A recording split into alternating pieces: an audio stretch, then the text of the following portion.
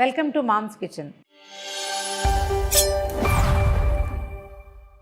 మామూలుగా మనం పూరీలు చేసుకుంటాం కదా, అయితే బాదం పూరీ చేద్దాం, బాగుంటుందండి. కాజు పూరీ కూడా ఇంట్రెస్టింగ్గా ఉంటుంది. బాదంలో నానబెట్టాం, అందుకని ముందు బాదం పూరీ చేద్దాం. నెక్స్ట్ టైం కాజు పూరీ చూపిస్తాను. సేమ్ ప్రాసెసే, జస్ట్ ఇది మారుతుంది అంతే. జనరల్గా పూరీలు మనం మైదా పిండితో చేసుకుంటాం, గోధుమ పిండితో కూడా చేస్తాం కదా. ఈ స్పెషల్ పూరీలు, స్వీట్ పూరీలు అవి గోధుమ పిండితో చేసే అంత క్రిస్పీగా రావట్లేదండి. గోధుమ పిండి కానీ బెల్లం వాడినా అంత క్రిస్పీగా, అంత తినాలనిపించేలాగా కుదరవు. అందుకని మైదా తప్పదు, పంచదార తప్పదు. సో ఈ తప్పని ఈ రెండు పదార్థాలతోటి పండగకో పిల్లల బర్త్డే స్వీట్గానో చేసుకోవచ్చు. చక్కగా నిలవ ఉంటాయి, వారం రోజులు ఉంటాయి. చాలా బాగుంటాయి, క్రిస్ప్గా, చూడ్డానికి కూడా అందంగా భలే ముచ్చటగా ఉంటాయి. బాదం పప్పులు ఓ 20, 15, 20 అనుకోండి. ఒక చిన్న కప్పు కొలతలు ఉంటాయి కదా, హాఫ్ కప్పు కొలతతోటి వాటిని తీసుకోవడం. ఒక హాఫ్ కప్పు బాదంలు సరిపోతాయి. 15 లేదా 20 పప్పులు ఒక 2-3 గంటలు నానబెట్టి తోలు వలిచేసి చక్క చిన్న బ్లెండర్లో వేసి గుజ్జుగా గ్రైండ్ చేసేసేయండి.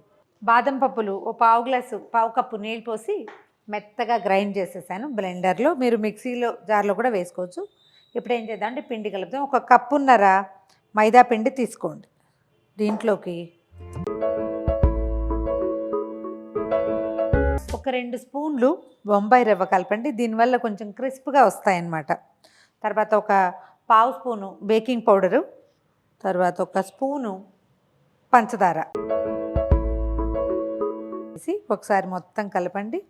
ఓ 2 స్పూన్ల నెయ్యి కూడా వేయండి. ఇందులో నెయ్యి వేయటం వల్ల ఏంటంటే పూరీలు చక్కగా లోపలికంటా వేగుతాయి, మంచి క్రిస్పీగా వస్తాయి, పిండి బాగుంటుంది. ఒకసారి పిండి మొత్తం కలపండి. మనం నెయ్యి వేసేసరికల్లానే ఒకవేళ రిఫైండ్ ఆయిల్ కనుక మీరు నూనె పెట్టుకునేటట్టయితే రిఫైండ్ ఆయిల్ కూడా వేసుకోవచ్చు. నెయ్యి వల్ల కొంచెం ఎక్స్ట్రా గుమగుమ వాసన బాగుంటుందన్నమాట. నెయ్యి వేయంగానే పిండి టెక్స్చర్ మారిపోతుంది చూడండి. ఇది ఇట్లా ఉండవుతుంది, ఇట్లా అవుతుంది అంటే సరిపోయినట్టు. కావాలంటే ఇంకొక స్పూన్ కూడా వేసుకోవచ్చు. ఎంత నెయ్యి వేస్తే అంత గుల్లబారుతాయి ఈ పూరీలు. జనరల్గా ఒక కప్పుకి లేదా కప్పున్నరకు 2 స్పూన్లు సరిపోతుంది. పిండి మొత్తం పైకి కిందకి కలిపేశాక మనం ఈ గ్రైండ్ చేసి పెట్టుకున్నాం కదా ఈ బాదం మిక్స్ ఇందులో వేసేద్దాము. పిల్లలకి చాలా నచ్చుతుందండి ఇది, వాసన బాగుంటుంది, క్రిస్పీగా రుచిగా ఉంటాయి.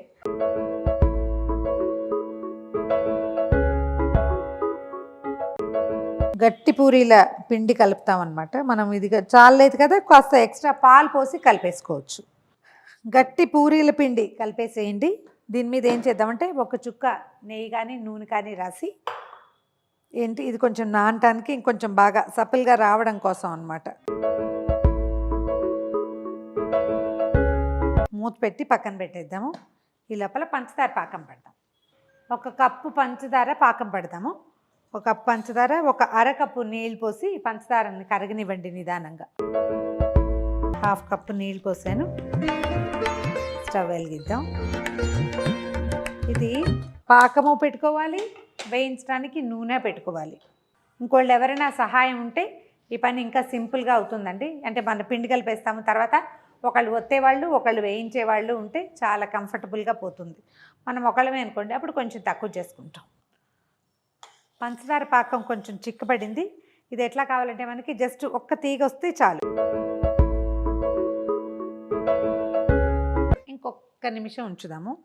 మన గులాబ్ జామున్ పాకాలు వాటిలాగా నీరు కాకుండా కొంచెం జిగురు రావాలన్నమాట.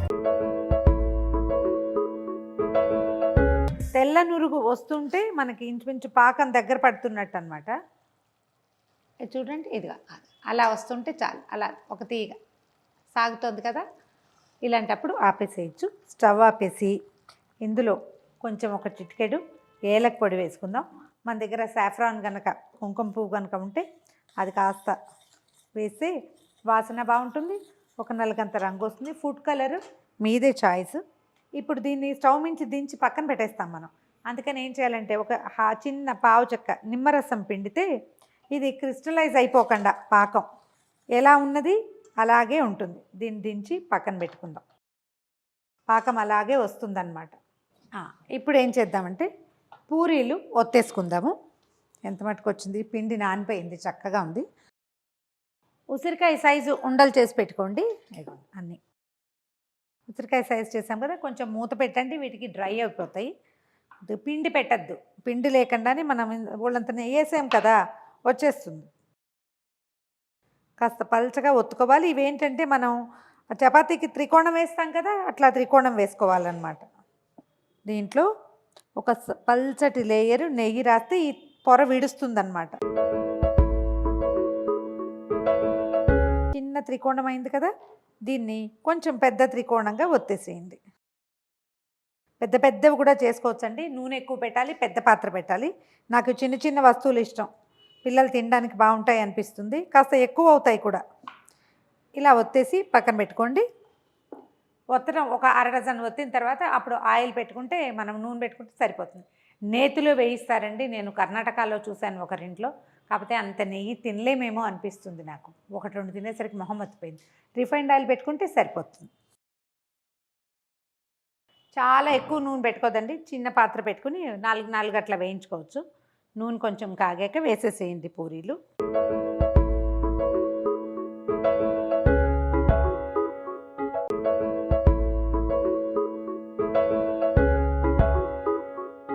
ఇందులో మనం పంచదార వేసాం కదా పిండిలో, అందువల్ల ఇవి కొంచెం చక్కగా రంగు కూడా బాగా కలర్ వస్తుంది. షుగర్ వేగేసరి కలర్ బాగా వస్తుంది, అందుకే పంచదార వేస్తాం. ఈ కలర్ వస్తే సరిపోతుందండి. క్రిస్ప్గా కనపడుతున్నాయి చూడండి, పైన తేలిపోతున్నాయి కదా. స్టవ్ సిమ్లో పెట్టుకోండి. వీటిని కొంచెం తీసేసి అలాగా నూనె ఓట్ చేయటం, పాకంలో వేసేయటం.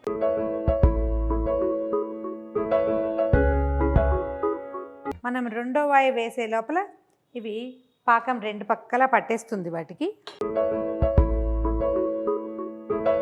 ఆ వాయి వచ్చేసరికి వీటిని తీసి పళ్ళెంలో పెట్టేస్తే పంచదార పాకం ఒక కోటింగ్ లాగా అవుతుంది, లోపలికి పీలుస్తాయి అన్నమాట. అన్నీ వరుసగా వేయించేసుకోవటం, ఒక లోడు తీగ ఇంకొక లోడు పాకంలోకి షిఫ్ట్ చేసుకోవటం. మనం కాజాలు చేస్తాం కదా, మడత కాజాలు చేస్తాం ఒకదాని మీద ఒకటి, ఆ కాజాల పద్ధతిలోనే ఉంటుంది ఇది కూడా. స్టవ్ సిమ్లోనే ఉంచండి, లేకపోతే బయట వేగిపోయి లోపల కొయ్యగా గట్టిగా ఉండిపోతుంది. చూడండి రెడీ అయిపోయినాయి. ఆఖరి వాయి తీసేస్తున్నాం. ఒక అరగంట సేపు వదిలేస్తే పంచదార పాకం వీటి మీద చక్కగా పేరుకుంటుంది. ఎంత బాగుంటాయో, చాలా ఈజీ కూడా, మనం ఒకళ్ళం కూడా చేసుకోవచ్చు. ఈ మాత్రం పిండి అయితే చక్కగా వరుసగా పేర్చేసేయండి, అంటే ఒకదాని మీద ఒకటి పడిపోకుండా పేర్చేయటము. తర్వాత 1 గంట సేపు ఆరిపోనివ్వటం. ఇలా ట్రై చేసి చూడండి. దీంట్లో కొంచెం చిన్న చేంజెస్ ఏంటంటే, మనం చేయదలుచుకుంటే మైదా పిండి బదులు గోధుమ పిండి వాడుకోవచ్చు, పంచదార బదులు బెల్లం వాడుకోవచ్చు. చేసి చూస్తే ఆ టేస్ట్ నచ్చిందనుకోండి, అలాగే కంటిన్యూ చేయొచ్చు.